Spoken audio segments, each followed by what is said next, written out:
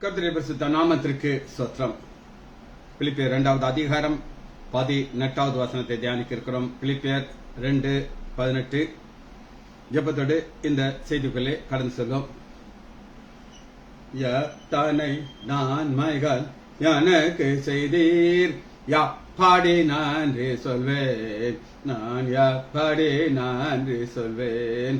நன்றி ராஜா, நன்றி ராஜா, நன்றி ராஜா, இயேசு ராஜா, நன்றி ராஜா, நன்றி ராஜா, நன்றி ராஜா, இயேசு ராஜா. தாழ்மையில் இருந்தேன், தயவாய் நினைத்தேன், தேவனே உம்மை துதிப்பேன். தாழ்மையில் இருந்தேன், தயவாய் நினைத்தேன், தேவனே உம்மை துதிப்பேன். யா தேவனே உம்மை துதிப்பேன்.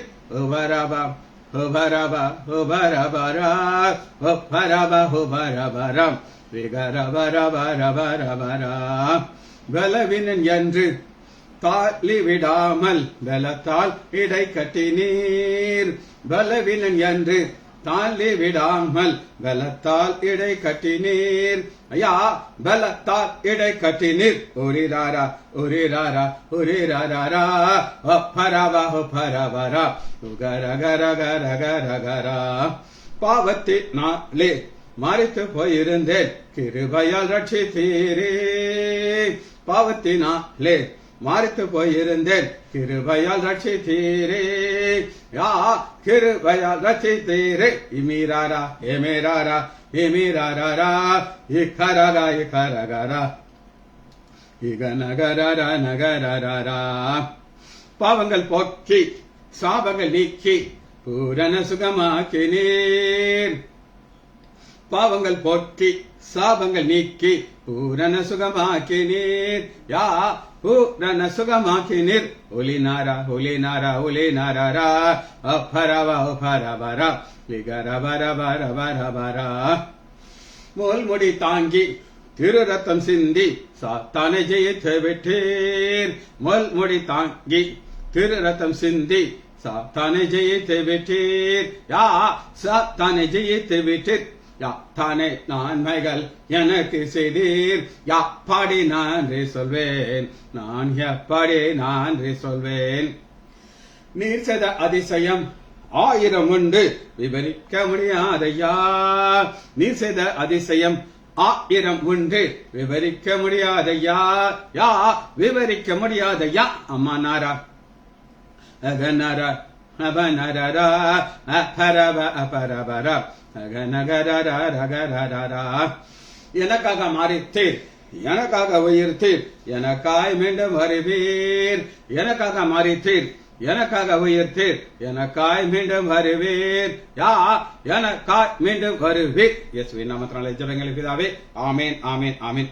Nagaratnam Ammal praise Lord, Arokiyaraj brother praise Lord, Kavitha sister praise Lord, Daniel Rajesh praise Lord. சத்தியத்துக்குள்ள வருமா? ஆழமான ஆழமான சத்தியத்தை ஆவியானவர் எழுதி வைத்திருக்கிறார். அதை நம்ம புரிந்து கொள்ள வேண்டும். பிலிப்பியர் 2வது அதிகாரம் 18 வசனம் ரொம்ப சிம்பிளா தெரிகிற வசனம், ரொம்ப சிம்பிளா தெரியுது, ஆனா அதுக்குள்ள ஆழங்கள்.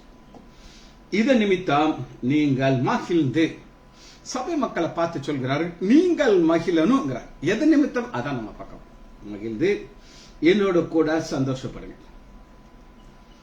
சின்னதா பெருசா குட்டி வசனம், ஆனா இதுக்குள்ள இருக்கிற சத்தியத்திற்கு அளவே கிடையாது. இப்ப இத நிமித்தம் அப்படின்னு சொல்லி பவுல் சொல்கிறார். எது நிமித்தம்? முந்தின வசனத்தை வாசிச்சா இது புரியும். இத நிமித்தம் என்னது பாப்போமா? பிலிப்பியர் 2வது அதிகாரம் 17 வசனம். மேலும் உங்கள் விசுவாசம் ஆகிய பள்ளியின் மேல் ஊழியத்தின் மேலும் நான் வார்க்கப்பட்டு போனாலும், வார்க்கப்பட்டு போனாலும் பவுல் மறிக்க போகிறார். பவுலுடைய இழப்பு என்னன்னா பணம் கிடையாது, ஜீவன். ஜீவன் அவரை விட்டு போகுது. அந்த ஜீவனை இழக்க போகிறார். இப்ப நான் உங்கள்கிட்ட ஒரு கேள்வி கேட்கிறேன். இழப்பு அப்படின்னு வந்தானா உங்களுக்கு சந்தோஷம் இருக்குமா, வருத்தம் இருக்குமா? சந்தோஷம் இருக்காது, வருத்தம் தான் இருக்கும். ஆனா பவுல் எனக்கு ஒரு இழப்பு வரப்போகிறது, ஆனா அந்த இழப்பு இதை நிமித்தம் நீங்கள் மகிழ்ந்து நீங்க சந்தோஷப்படுங்க, என்னோடு கூட சந்தோஷப்படுங்க. இதுதான் இன்னைக்கு நம்ம பார்க்கக்கூடிய சத்தியம். திரும்ப சொல்றேன், இழப்புங்கிறது யாருக்கு?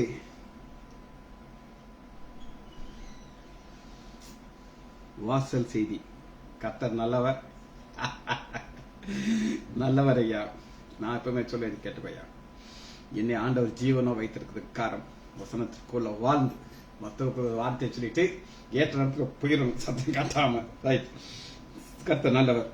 இப்ப பவுலுக்கு இருக்கிற சந்தோஷம் குறித்து பிலிப்பியர் 1வது அதிகாரம் 5வது வசனத்துல பவுலுக்கு சந்தோஷம் இன்னைக்கு கிடையாது, இன்னைக்கு வர இழப்பு கிடையாது.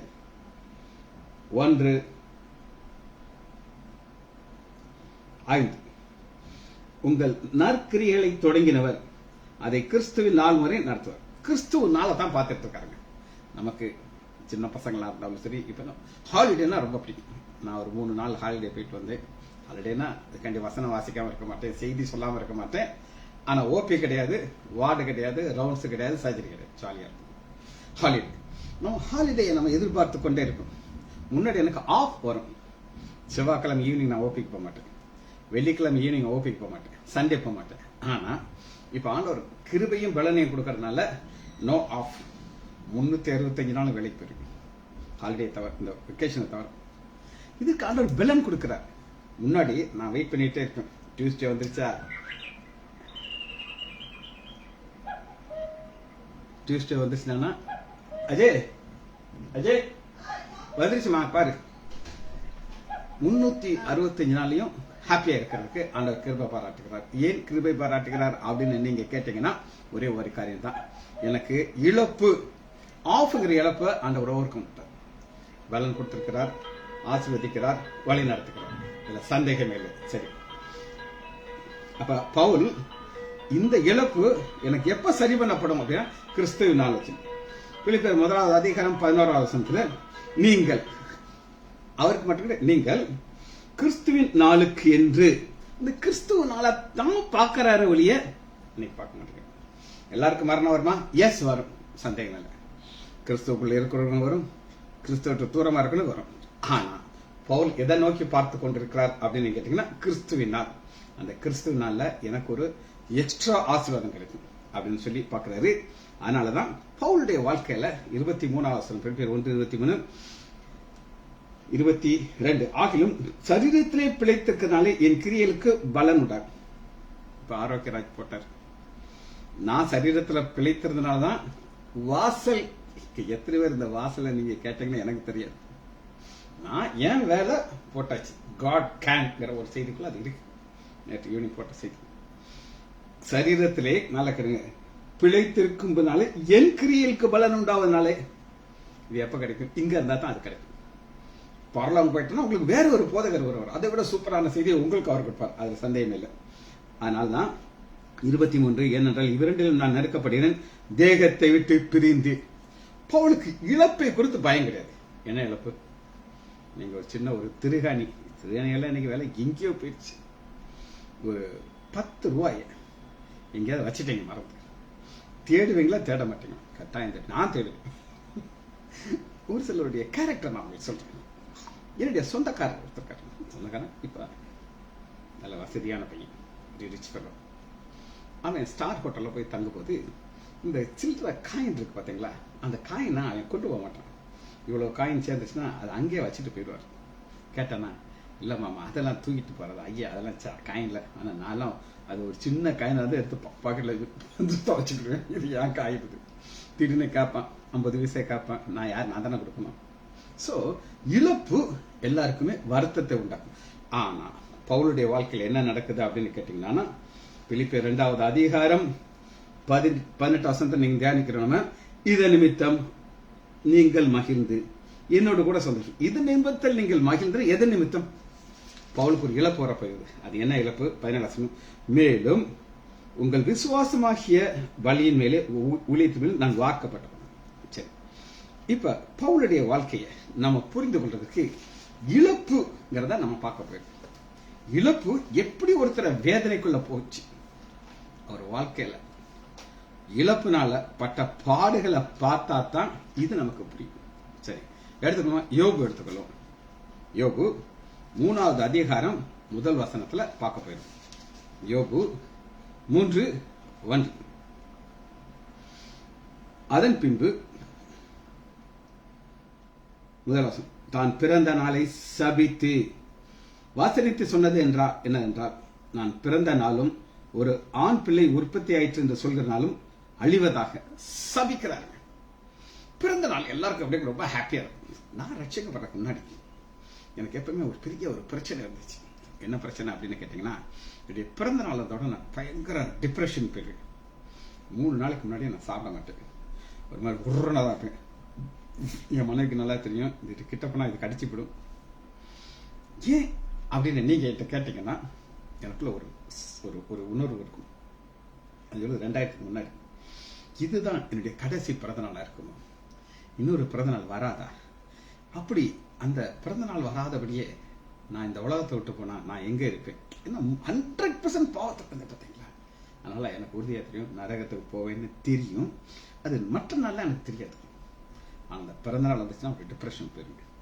ஆனா இவர் பிறந்த நாள் வந்த உடனே அந்த பிறந்த நாளை என்ன சபிக்கிறார். ஏன் சபிக்கிறார் அப்படின்னு கேட்டீங்கன்னா, இவர் ஒரு காலத்துல எப்படி இருந்தார் அப்படின்னு நீங்க கேட்டீங்கன்னா, 1வது அதிகாரம் 3வது வருஷத்துல அவர் லிஸ்டுக்கு என்னால இருந்துச்சு. அதனாலே அந்த மனுஷர்கள் கிழக்கத்திய புத்திரர் எல்லாரும். இந்த கிழக்கத்திய புத்திரர் அப்படின்னா யார் அப்படின்னு நீங்க கேட்டீங்கன்னா, இந்த வைஸ் மேன், நம்முடைய ஆண்டவராக இயேசு கிறிஸ்துவை பார்க்க அந்த கிழக்கில் இருந்து வந்த அந்த ரிச் பீப்புள், பிரெய்னி பீப்புள், அவங்களோட ஒரு டாப்பா இருந்தார். அப்ப எல்லாரும் பெரியவனா இருந்தார். இந்த பெரியவனா இருந்தாருன்னா என்ன அப்படின்னு நான் உங்களுக்கு சொல்றேன். இப்ப நம்ம ஒருத்தர் போய் பார்க்க போறோம், அவருக்கு நம்ம ஒரு வணக்கம் வைக்கிறோம். இப்ப இவரு நம்ம யோபு நடந்து வந்துகிட்டு இருப்பார். அங்க ஒருத்தர் வந்து, யோபு ஐயா வணக்கம் அப்படின்னு உடனே அவர் பற்றிலாம் வணக்கம் கண்ணை விட்டு ஆசிரிக்கிறார். ஒரு நடந்த சம்பவத்தை சொல்றேன். கடைசியாக நான் கோர்ட்ல ஒரு விட்னஸ் கொடுக்க வேண்டியது இருந்துச்சு. அந்த விட்னஸ் கொடுக்கறதுக்கு நான் ஸ்ரீவில்லிபுத்தூர் போயிருந்தேன் கோர்ட்டுக்கு. அப்ப அந்த ஸ்டேஜில் ஒரு அம்மா, யாருக்காவது ஒரு 40 வயசு இருக்கும். நான் 67 வயசு. நான் அந்த அம்மாவோட கூடுதல் வயசால நான் கோட்டு போட்டிருக்கேன். டாக்டருங்கிறதுக்காண்டி அந்த கோட்டு போட்டிருக்கேன். நான் ஏறி நின்றுட்டு அந்த அம்மாவுக்கு வணக்கம் வச்சேன். அந்த அம்மா கவனிக்கல நினைச்சிட்டு மறுபடியும் இன்னொருக்கா வணக்கம் வச்சேன். வணக்கம் அம்மான்னு சொல்லி, அதுக்கு என்னடா அது இம்சையா எடுத்துட்டு, அது வணக்கம்லாம் இல்லை, அப்படி கண்ணு அப்படி ஒரு ஆட்ட அட்டிச்சு. அட்டினது, உன் வணக்கத்தை நான் பார்த்துட்டேன், உன்னைய மாதிரி நான்லாம் வணக்கப்பட முடியாது, நான் ஜட்ஜ் அப்படின்னு காட்டுட்டு. இந்த மாதிரி தான் நீங்க நடத்திருக்கோம். யோபு நடந்து போயிட்டு இருப்பாரு, அங்க ஒருத்தர் வணக்கம் வச்சுக்கிட்டு பார்ப்பான், ஏன் வணக்கத்தை அவர் பார்த்தாரான்ட்டு. நான் பார்த்த மாதிரி அவர் லேச தலையாட்டான ஒரு குஷியா இருப்பார். அந்த மாதிரி இருந்தவர் இழப்பு. எது இழந்தாருன்னா சொத்து, பிள்ளைகள் எல்லாம் போயிடுச்சு. எல்லாம் போன உடனே இவர் ஒரு உலக மனிதன் போல அவர் கதறி கதறி அழுகிறார். எப்படி அழுகிறார் அப்படின்னு கேட்டீங்கன்னா, 3வது வசனத்தை வாசிக்கிறேன். பிலிப்பியர் 3:3. நான் பிறந்த நாளும் ஒரு ஆண் பிள்ளை உற்பத்தி என்று சொல்கிறார் அழிவதாக, அந்த நாள் அந்தகாரப்படுவதாக என்ற ஒரு சொந்தக்காரர். இப்ப அவர் இறந்துட்டார். இறந்து நரகத்தில் இருப்பார் நான் நினைக்கிறேன்.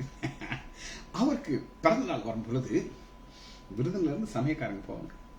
ஒரு 4 ஆடு அடிப்பாங்க. அது யார அந்த அந்த பிறந்த நாளுக்கு கூப்பிடுவார் அப்படின்னு கேட்டீங்கன்னா, கண்டவங்களாம் கூப்பிட மாட்டார்.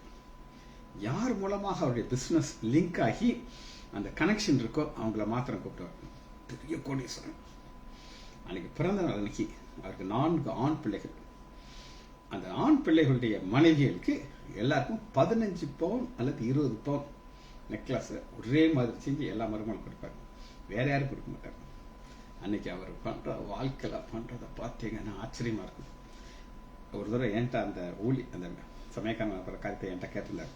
அப்போ அவர் சொல்றாரு, மாப்பிள்ள எத்தனையோ சமயக்காரங்களை பார்த்துருக்கேன், விருதுநகர் சமயக்காரங்க பண்ற சமையல் மாதிரி யாரும் வர மாட்டாங்க. அண்ணா வாசம், நான் புகுந்து விளாண்டுனேன், அப்படியே ஆடி ஆடி நடிச்சிலேன். ஒரு பிறந்தநாள் அன்னைக்கு அது நல்லா சாப்பிட்டு இருந்திருப்பாரு, அவருக்கு தெரியாது அது லாஸ்ட் பர்த்டேன்னு சொல்லி அதோட அவர் சாப்பிட்டு முடிச்சிருச்சு. ஆனா யோபு செலிப்ரேட் பண்றத பத்தி பேச மாட்டேங்கிறார், இழப்பை பத்தி சொல்லுகிறார். அந்த ஹாரமும் 5வது பாருங்க, அந்த ஹாரமும் மரண இருளும் அதை கரைப்பிடித்தி மப்பு அதை மூடி வந்த நாளிலே பயங்கரங்கள் அதை அர்ப்பணிப்பதாக.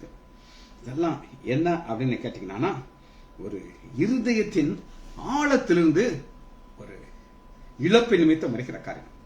ஆனா ஆவியானவருடைய ஒரு பெரிய கிருபை என்ன அப்படின்னு கேட்டீங்கன்னா, எத்தனையோ கிருபையில இந்த வேதத்துடைய ரகசியத்தை அவர் எப்படி வைத்திருப்பார்னா, அந்த யோபு முந்தின பேஜை மட்டும் பறக்கு, ரொம்ப பேஜெல்லாம் பறப்பாங்க. எஸ்தர் 10வது அதிகாரத்துக்குள்ள வாங்க, ரொம்பலாம் பற்றிக்கிறாங்க, வேற ஏதாவது போயிருவீங்க.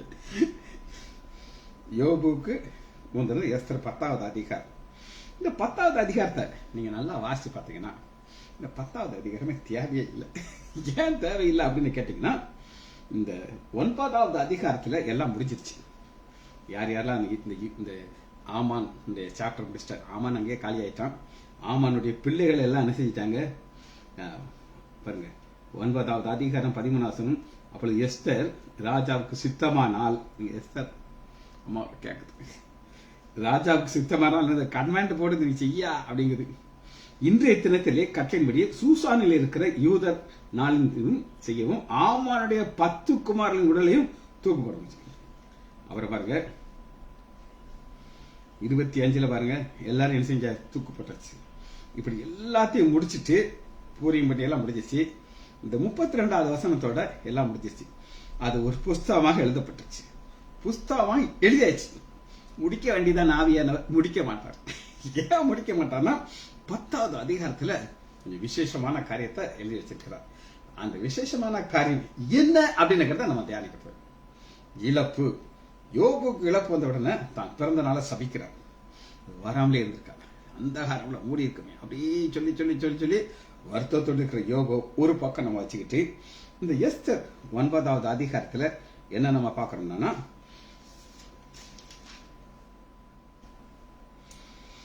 8வது அதிகாரம் 16வது வசனம்.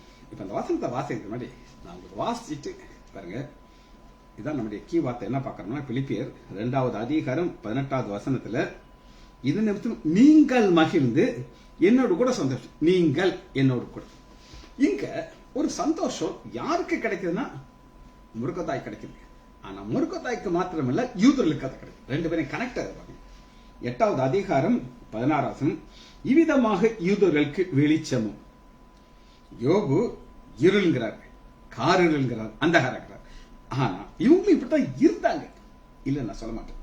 ஆனா இவங்களுக்கு இழப்பு வர இருந்தது, வரல. சரி, இவ்விதமாக யூதர்களுக்கு வெளிச்சமும் மகிழ்ச்சியும் களிப்பும் கனமும் உண்டாச்சு யூதர்களுக்கு. ஆனா யூதர்களுக்கு வந்துச்சா? யூதர்களுக்கு வந்துச்சு. ஆனா யாருக்கு முதல் வந்துச்சு? முருகதாய்க்கு வந்துச்சு. முருகதாயுடைய வாழ்க்கையை நீங்க பாத்தீங்கன்னா, எஸ்தர் 3வது அதிகாரம் 2வது வசனத்துல பாத்தீங்கன்னா, அரண்மனை வாசல்ல தான் உட்கார்ந்துருக்காங்க. இதுதான் லோயஸ்ட் பிளேஸ், அதாவது இதை விட லோயஸ்ட் பிளேஸ் பக்கமே. இது என்ன இழந்தார் அப்படின்னு நீங்க கேட்டீங்கன்னா, தேசத்தை இழந்துட்டாங்க. இவர் ஒரு அடிமையாக கொண்டாந்துருக்காங்க. அது நல்லா வாட்ட சாட்டமா நல்லா டாலா அப்படி நின்றுட்டு இருப்பாரு. எங்களை மாதிரிலாம் கிடையாது, குள்ளாலாம் கிடையாது, உயரமா இருந்திருப்பாரு. ஸோ பார்த்தாங்க, இவனை கண்ட வேலைக்கு போறதுக்கு ஒரு செக்யூரிட்டியா போறியா, ஆள் நல்லா இப்படி டிப் டாப்பா இருக்கான்ட்டு.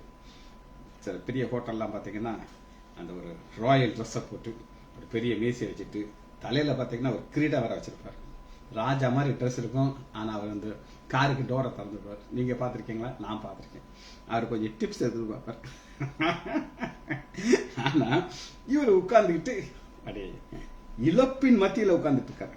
என்ன எல்லாம் நடந்துச்சு, தேசம் போயிடுச்சு, உயிர் மட்டும் போகல, தம்பியுடைய மக கூட இருக்கா, வேற எதுவுமே கிடையாது மட்டும். இந்த நிலைமையில தான் அவர் வருகிறார். இந்த நிலைமையில இருக்கும்போது அவருடைய பொசிஷன் என்ன நம்ம வசனத்துல பார்க்கிறோம். என்ன இவர் ஆண்டவர் எப்படி உயர்த்தினாச்சு? 10வது அதிகாரம் 1 வசனத்துல பார்க்கிறோம். இதுதான் இழப்பு வந்துச்சா? வந்துச்சு. ஆண்டவர் வராம தடுத்தாரு. அதனால அவருக்கு கிடைச்ச ஆசீர்வாதம் மக்களுக்கு போகுது. எனக்கு கிடைச்சது உங்களுக்கு வரணும். ராஜாவாகிய அகஸ்வேரு தேசங்களிலே மேலும் சமுத்திரத்தின் மேல் உள்ள தீவுகளின் மேலும் பகுதி ஏற்படுத்த. இந்த பகுதி ஏற்படுத்துகிறான் என்னன்றதை நான் உங்களுக்கு சொல்றேன். இந்த பகுதி ஏற்படுத்தலாம் என்னங்கிறத நீங்க புரிஞ்சுக்கலாம். ரோம ஆட்சி காலத்திலும் இந்த பகுதி கட்டுறது. இந்த பகுதி கட்டுறதுனா என்னன்னா டாக்ஸ். இவங்க ராஜாக்கு டாக்ஸ் கட்டணும். இந்த டாக்ஸ் எப்படி அவங்க கலெக்ட் பண்ணுவாங்க ஒரு டெக்னிக் இருந்துச்சு. இப்ப விருதுநகர் எடுத்துக்கோங்க. விருதுநகர் ஒரு ஊர். விருதுநகர்ல இருந்து பகுதி கட்டுறதுக்கு ஒரு சிலர் இருக்கலாம். இப்ப அகஸ்வர ராஜா அவர் வாங்க மாட்டார். அவர் ஒரு சில ஹால்களை அப்பாயின்ட் பண்ணியிருப்பார். இவங்க கிட்ட எத்தனை கண்ட்ரி இருந்துச்சு அப்படின்னு நீங்க கேட்டீங்கன்னா, எஸ்தர் 1வது அதிகாரம் எத்தனை தேசம் அவங்க கையில் இருந்துச்சு. முதல் வசனம், இந்த தேசம் முதல் எத்தியோப்பியா வரையும் உள்ள 127 நாடுகள். 127 நாடுகள்ல இருந்து என்ன சொல்லணும்? டாக்ஸ் வரணும். அந்த 127 நாள்ல விருதுநகரை ஒரு ஊரா வச்சுக்கோங்க. இப்ப விருதுநகர்ல இருந்து அவங்களுக்கு பகுதி கட்டுறதுக்கு ஒரு வருஷத்துக்கு 10 கோடி அப்படின்னு ஃபிக்ஸ் பண்ணிருப்பாங்க. அந்த 10 கோடியை யாருக்கிட்ட வாங்குவாங்க அப்படின்னு கேட்டீங்கன்னா, எம்எஸ்பி ராஜான்னு ஒருத்தர் இருக்கார், பெரிய கோடீஸ்வரன். அவர்கிட்ட போய் கேட்பாங்க, ஐயா நீங்க பகுதி கட்டுறதை எடுத்துக்கிறீங்களா? ஓ எஸ், நான் எடுத்துக்கிறேன். எவ்வளவு நான் கட்டணும்? 10 கோடி நீங்க கட்டணும். சென்னை 50 கோடி கட்டுது, உங்களுக்கு நீங்க 10 கோடி கொடுக்கணும். ஒன்றும் பிரச்சனை இல்லை, வாங்கிக்கிறேன். வருஷத்துல முதல் நாளைக்கு ஒரு 10 கோடி அவர் கையில் வந்து கொடுத்துட்டு விருதுநகரை 4 டிவைட் பண்ணி 4 ஆள்கிட்ட இவர் கொடுப்பார். இவங்க டெய்லி என்ன செய்யணும்? அன்னைக்கு டாக்ஸ் போடணும். இப்போ ஒரு வண்டி சந்தைக்குள்ள வருது, சந்தைக்குள்ள வந்து என்ட்ரி ஃபீஸ் நம்ம டோல்கேட் கட்டணும். டோல்கேட் கட்டும் போது சந்தோஷமா இருக்கும், வருத்தமா இருக்கும்? வருத்தமா இருக்கும். யாராவது சந்தோஷமா டோல்கேட் கட்டுவாங்களா? இவங்க அதே மாதிரி டோல்கேட் கட்டுற மாதிரி உள்ள வரும்போது ஒரு டாக்ஸ், வெளியே வரும்போது டாக்ஸ். இப்படி வருமானம் வாங்கி வாங்கி வாங்கி இவர் 10 கோடி கட்டினா 50 கோடி சம்பாதிச்சிருவார். புரியுது உங்களுக்கு? இப்பதான் பகுதி கட்டுறது. அந்த பகுதி கட்டுறது ஃபுல்லா இவர் தான் இன்சார்ஜ். அப்ப எவ்வளவு பெரிய வருமானம்! அப்ப இவருக்கு 127 நாடுகள்ல இருந்து எவ்வளவு வருமானம் வரும் பாருங்க. சோ ராஜா பைனான்ஸ் இவர் கையில கொடுத்துட்டாரு. அப்பா நீ பாத்துக்கோப்பா, என்னை நோண்டக்கூடாது அப்படின்னு சொல்லி. சரிங்களா? பகுதிகள் 2வது 10:2, வல்லமையும் பராக்கம் உள்ள அவனுடைய எல்லா செயலும். வல்லமையும் பராக்கிரமான அவனுடைய செயல். இப்ப இதுதான் இவருடைய வாழ்க்கையில இழப்பு வர இருந்துச்சு. இழப்பு எப்படி வர இருந்துச்சுங்கிறது நான் உங்களுக்கு காட்டுறேன். 4வது அதிகாரம் 1 வசனம். ஆமாம், யூதர்கள் எல்லாரையும் அழிக்கணும்னு சொல்லி ராஜாட்ட பெர்மிஷன் வாங்கி ராஜாவுடைய கஜானையில வெள்ளியும் சேர்த்துட்டு சீல் போட்டாச்சு. நடந்த யாரும் முருகதாய் கேட்ட பொழுது முருகதாய் தன் வஸ்திரங்களை கிழித்து, இழப்பு இன்னும் வரல, ஆனா வந்துடும். ராஜாவுடைய உத்தரவு வந்துருச்சு. கிழித்து ரட்டு உடுத்தி போட்டுக்கொண்டு நகரத்தின் நடுவே போய் துயரமாக மகசத்திலே அலறிக்கொண்டு ராஜாவின் அரசன்மாலையை முன் வந்தார். எந்த அரண்மனையில டீக்கா அப்படி மெஜஸ்டிக்கா உட்கார்ந்தாலும் இதுதான் இழப்பு வந்துரும்ன்ற ஒரு பயம் ஒரு பதில் வந்துருச்சு. ஆனா பவுலுக்கு அப்படி கிடையாது. என் தலை, என் சரீரம் என்னை விட்டு போகுது. நான் வாழ்றது கிறிஸ்துவின் ஆளுக்காக வாழ்கிறேன். தலை போனா எனக்கு என்னையா? எனக்கு சந்தோஷம் தான். ஏன் சந்தோஷம்னா, நான் கிறிஸ்துவுக்காக இழந்ததை அவர் பரலோகத்துல பொக்கிஷமா சேர்த்து வைக்கிறார். பரலோகத்திலே உங்கள் பொக்கிஷத்தை சேர்த்து வைங்க. இப்ப நான் இருக்கிற ஒவ்வொரு சுவிசேஷத்து நிமித்தம் நான் இந்த பிலிப்பு பட்டணத்துக்கு என்னெல்லாம் நான் செய்திருக்கேனோ அதெல்லாம் அங்க பரலோகத்துல போய் அக்கௌண்ட் ஆயிடும். எனக்கு இழப்பு கிடையாது. ஆனா எஸ்தர் புத்தகத்துல நம்ம பாக்குறோம், இழப்பு வந்துருங்கிற ஒரு பயம் இருக்கும் போதே இவருடைய வாழ்க்கையில உட்கார்ந்துருக்காரு. இப்படி உட்கார்ந்துட்டு ஆனா இவர் சும்மா இருக்க, சும்மா இருந்தானா பிரச்சனை வந்துடும். அதனால என்ன நடக்குது அப்படின்னு கேட்டீங்கன்னா, எஸ்தர் 4வது அதிகாரம் 13வது வசனம். எஸ்தர் வார்த்தைகளை மொர்தெகாய் தெரிவித்தான். மொர்தெகாய் எஸ்தரை, நீ யூதருடைய அரண்மனையிலே மற்ற யூதர்களோடு நீ தப்பிப்பா என்று நினைக்காது. யூத பெண்ணு சொல்லி தெரியாது, சொல்லாதான் முதலே சொல்லிட்ட, யூத பெண்ணு சொல்லாதுன்னு சொல்லி. ஆனா எல்லா யூதர்களையும் அழிக்கும் போது எஸ்தரும் அழிக்கப்படணும். ஏன்னா அது ராஜாவுடைய கட்டளை, மாற்ற முடியாது. ராஜா நினைச்சாலே மாற்ற முடியாது. அதனால இவர் இங்க மாதிரி இழப்பு எங்களுக்கு மட்டும் நினைக்காது, உனக்கும் இருக்கு. இப்ப பாத்தீங்கன்னா சில காரியங்களை நம்ம பேசும்போது தெளிவா சொல்லும் போதுதான் புத்தி உரைக்கும். புரியுது உங்களுக்கு? ஏன்னா இவங்க என்ன பொசிஷன்ல இருக்காங்க அப்படின்னு கேட்டீங்கன்னா, 11வது வசனத்தில்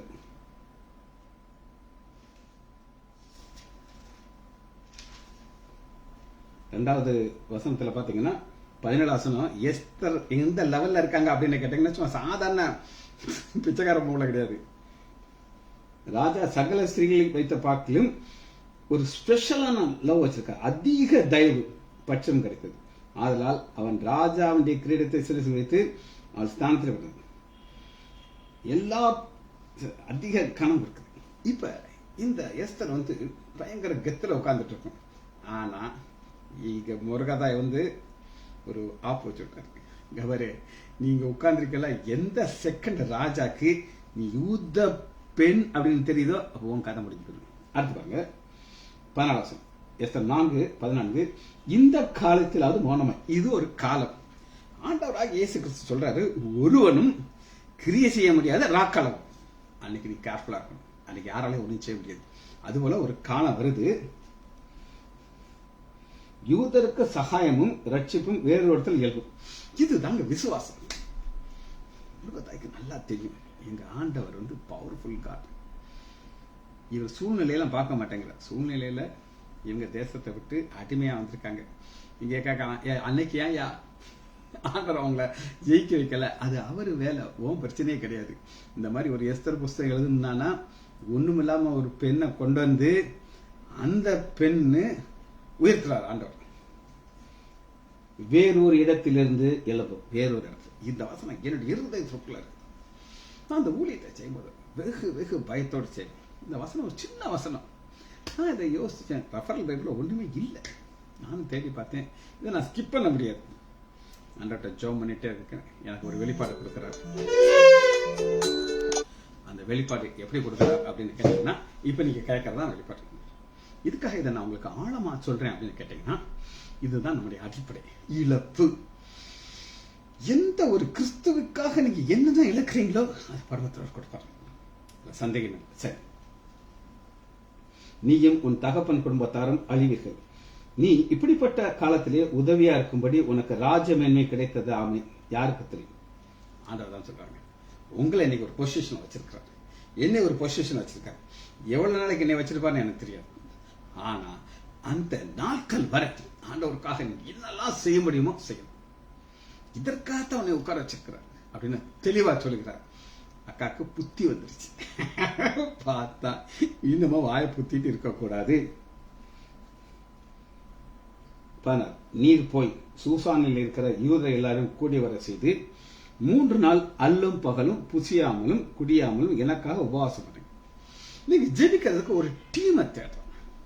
இன்னைக்கு எப்பவுமே ஒரு சிலர்கள், எல்லாரும் கிடையாது, ஒரு சிலர் எனக்காக ஜெபம் பண்ணிக்கிறார்கள். எனக்கு நல்லா தெரியும். பாரத்தோடு ஜெபிக்கிற பிள்ளைகள் எனக்கு இருக்காங்க.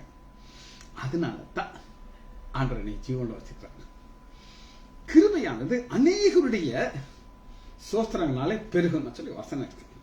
என்ன அர்த்தம் அப்படின்னு கேட்டீங்கன்னா, ஆண்டவரே நீர் எங்களுக்கு நல்ல செய்தி கொடுக்கும். பாத்தீங்கன்னா போன் வந்துகிட்டே இருக்கு. அது சாத்தானுக்கு பிடிக்காதுன்னு எனக்கு தெரியும். கட் பண்ணிடலாம், ஒன்றும் பிரச்சனை இல்லை. நல்லா கேட்டுக்கோங்க. ஒவ்வொரு நாள் எதற்காக ஆண்டவர் உங்களை உயிரோட வச்சிருக்கிறாரோ அதை இங்க புரிஞ்சுக்கணும். சரி, ஆல்லாம் எனக்காக உபவாசம் பண்ணுங்க, நானும் என் தாதிமாரும் உபவாசம் பண்ணும். இவ்விதமாக சட்டத்தை மீறி ராஜாவிடத்தில் பிரவேசிப்பேன். நான் செத்தாலும் சாகுகிறேன்ற அளவுக்கு பயங்காட்டிட்டார். பயங்காட்டின உடனே எல்லாம் நடந்து என்ன நடந்துருச்சுங்கிறத மட்டும் பார்த்து முடிக்க போகிறோம். ஏன்னா இன்னும் நம்ம வசனத்துக்குள்ளே வரல. 10வது அதிகாரம் 2வது வசனத்துல வல்லமையும் பராக்கமான அவனுடைய எல்லா செயலும் பகுதி கட்டத ஒரு காரியம் எல்லாம் இது மட்டும் கிடையாது. ராஜா பெரியனாக்கிற முருகதாயனுடைய மேன்மையும் விருத்தாரமும். இந்த விருத்தாரமும்னா என்னன்னு சொல்லி நான் தேடி பார்த்தேன். விருத்தாரங்கிறது இங்கிலீஷ் பைபிள்ல அழகா இருக்குது. இது பியூர் தமிழ், நமக்கு புரியாத Tamil. Full account of the high honour of the முருகதாய். Full account of the high honour. அக்கவுண்ட்னா என்ன அப்படின்னு கேட்டீங்கன்னா, உங்கள்கிட்ட ஐயா உனக்கு என்னெல்லாம் மேன்மை அப்படின்னு கேட்டா நீங்க சொல்லுவீங்க, நான் இப்படி ஒரு எலக்ட்ரானிக் ஸ்கூட்டர் வச்சிருக்கிறேன். எல்லாத்தையும் நீ கூட ஐயா பெட்ரோல் ஸ்கூட்டர் வச்சிருக்கிறேன், நான் எலக்ட்ரானிக் ஸ்கூட்டர், அது என்னுடைய மேன்மை அப்படின்னு நீங்க சொல்லலாம். எக்ஸெட்ரா எக்ஸெட்ரா அதெல்லாம் சொல்லிக்கிட்டே இருக்கலாம். ஆனா இது ஃபுல் அக்கவுண்ட். ஃபுல் அக்கவுண்ட்னா என்ன அர்த்தம்னா, என்னெல்லாம் கேட்டுக்கோங்க, என்னெல்லாம் அவருக்கு இருக்கிறதோ அத்தனையும் காட்டுறது, காமிச்சு ஃபுல் அக்கௌண்ட் காட்டுறது. அது ஹை ஹானர் ஆகுறதுக்கு. இது செகண்ட் பிளேஸ கொடுத்துட்டார். இந்த செகண்ட் பிளேஸ கொடுத்துட்டாருங்கிறத நான் உங்களுக்கு வசனத்தை காட்டுறேன். 3வது வசனம், யூதனாகிய மொர்தெகாய் ராஜாவாகிய அகஸ்வேருக்கு 2வது செகண்ட் பிளேஸ். எப்படி செகண்ட் பிளேஸ் யோசேப்புக்கு கிடைச்சிச்சு, பார்வோனுக்கு செகண்ட் பிளேஸ். அந்த மாதிரி ஒரு செகண்ட் பிளேஸ் கொடுத்துட்டார்.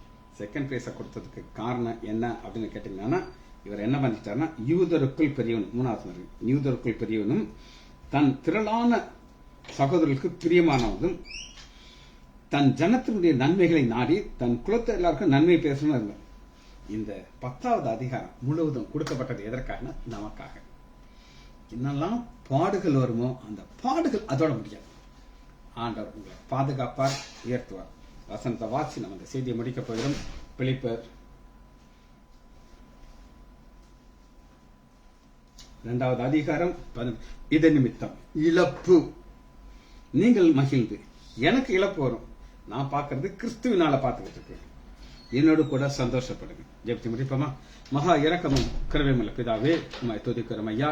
நன்றி உள்ள இருதயத்தோடு உம்முடைய திரு சமூகம் அறிகிறோம் ஐயா. எத்தனை நன்மைகள் ஐயா, எத்தனை கிருபைகள் ஐயா, சொல்ல முடியாத இவர்களுக்காக நன்றி. இழப்புகள் எங்களுக்கு சந்தோஷத்தை கொடுக்கத்தக்கதாக, எங்களுக்கு ஒரு மெச்சூரிட்டி கொடுக்கறதுக்காக நன்றி. பிள்ளைகள் ஒவ்வொருவரையும் என் ஆண்டவராகிய இயேசு கிறிஸ்துவின் நாமத்தினாலே ஆசீர்வதிக்கிறேன். இயேசுவின் நாமத்தினாலே ஜெபங்களின் பிதாவே. ஆமேன், ஆமேன், ஆமேன்.